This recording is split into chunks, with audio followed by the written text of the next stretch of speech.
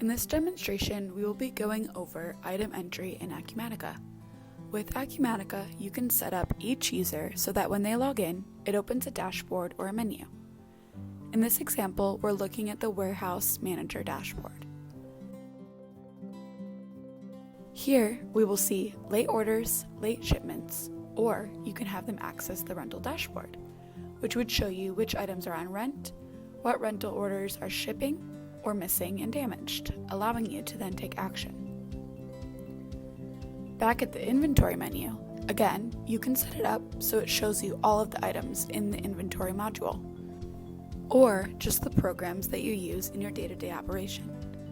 You can select certain programs and mark them as a favorite, and by doing that, when you click on the favorites menu, you will see those programs regardless of the module. So going back to the inventory menu, I could go into the inventory program by clicking on the stock item, and here I will see a list of all of the items. Notice, in this example that I created a filter for shag carpet items. You could create as many of these as you want.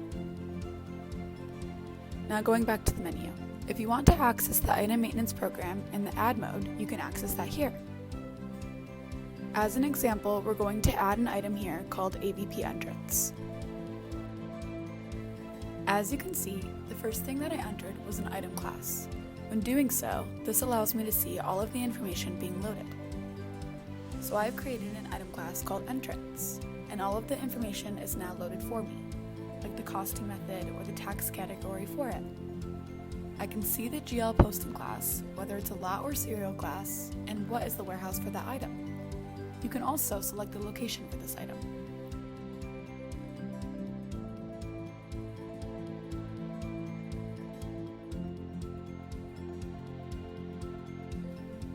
On this page, you can also see the unit of measures and the physical inventory settings.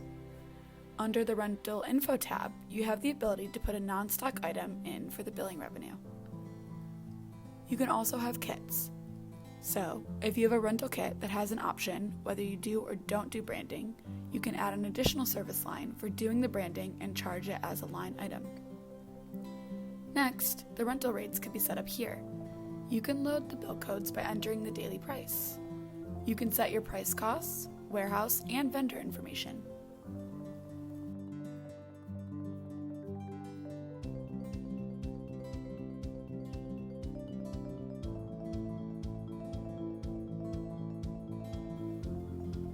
You could buy a classification of the item.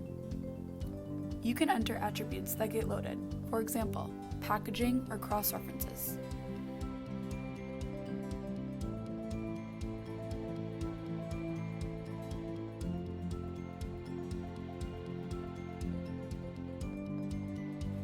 The other methods I've mentioned is just to bring up this item using an inventory ID. Copy this information, create a new item, then paste the item. Here you can make any changes that need to be made.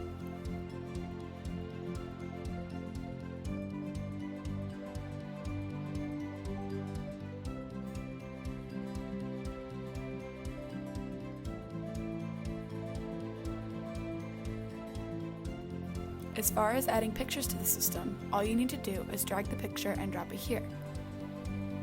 The picture will then be saved with the item. That is the process for item entry in our AcuRental system. Thank you, I hope this was helpful.